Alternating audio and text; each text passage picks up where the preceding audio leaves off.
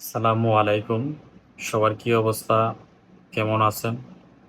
সবার কাছে একটা রিকোয়েস্ট থাকবে, আপনি যেকোনো এজেন্সিতেই ফাইল জমা দেন না কেন, আপনার ফাইলটা যদি চলমান থাকে বা আপনার কাজটা যদি রানিং থাকে, এজেন্সি যদি আপনার ফাইলটা জমা করে, তাহলে অবশ্যই আপনি একটু ধৈর্য ধরবেন। ফাইল যদি আপনার সাবমিট হয়ে যায়, আল্লাহ চাইলে যেকোনো দিন আপনার যেকোনো একটা রেজাল্ট চলে আসতে পারে। যেহেতু আপনার ফাইলটা সাবমিট হইছে, আপনার ফাইলটা প্রসেসিং এ আছে, তাহলে কিন্তু আপনাকে ধৈর্য ধরা উত্তম। কারণ যেহেতু আপনি মাথায় সেটআপ করে রেখেছেন যে আপনি ইউরোপ যাবেনই যাবেন। যেহেতু আপনি যাওয়ার উদ্দেশ্যে ফাইল জমা দিছেন, সেক্ষেত্রে যদি ওই এজেন্সি থেকেও আপনি ফাইল উঠায় নেন, আবার আরেক জায়গায় জমা দেন, ওইখানে আবার আপনার ৫ থেকে ৭ মাস সময় নষ্ট হয়ে যাবে। ওই এজেন্সিতে যে আপনি ফাইলটা দিলেন, আপনার কাজটা যে হবে তার কিন্তু কোনো সিউরিটি বা গ্যারান্টি নাই। সেক্ষেত্রে আপনি ১ম যেখানে ফাইল দিছেন, ওইখানে যদি আপনার ফাইলটা ভালো একটা অবস্থানে থাকে, আপনার ফাইলটা যদি জমা হয়ে থাকে, এজেন্সি যদি আপনাকে প্রুফ দেয় আপনার কাজ চলমান আছে, স্টেপ বাই স্টেপ আপনি কাজের ধাপের আপডেট আপডেট পান, তাহলে অবশ্যই আপনাকে আমি বলব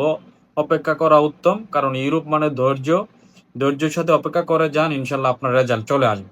যদি আপনার ফাইলের কোনো আপডেট না পান, আপনার ফাইল এজেন্সি জমাই করে নাই, সেক্ষেত্রে আপনি যেকোনো এজেন্সিতেই ফাইল জমা দেন না কেন, সেক্ষেত্রে আপনি আপনার ফাইল উঠিয়ে নিতে পারেন। যেহেতু আপনার ফাইল উনি জমা করে না, অবশ্যই আপনার জন্য যদি চেষ্টা না করে, সেক্ষেত্রে তো আপনার কাজ উঠবে না। আর আপনার ফাইল যদি অহেতুক জমাই না করে, তাহলে তো আপনার কাজটা হবেই না।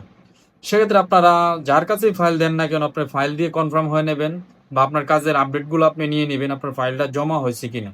সেক্ষেত্রে অবশ্যই আপনি আপনার এজেন্সি থেকে ডকুমেন্ট চেয়ে নিবেন, আপনার ফাইল কোন অবস্থানে আছে, কোন পর্যায়ে আছে। সেক্ষেত্রে আপনাকে অপেক্ষা করা ঠিক হবে।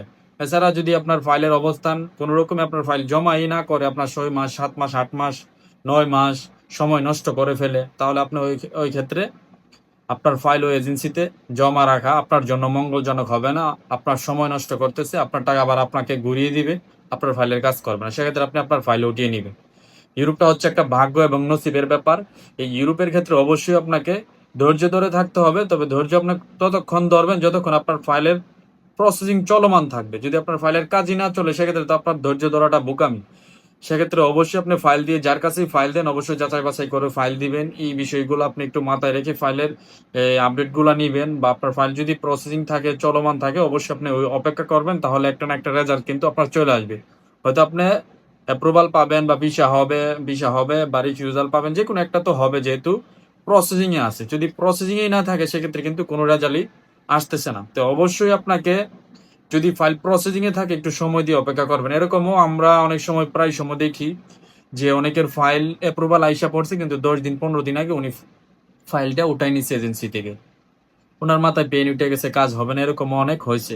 তো এরকম কাজগুলো আপনারা করবেন না। যদি যা কারো ফাইলই লাস্ট ধাপে থাকে, লাস্ট প্রসেসিং এ থাকে, আপনি একটু সময় দিয়ে অপেক্ষা করবেন।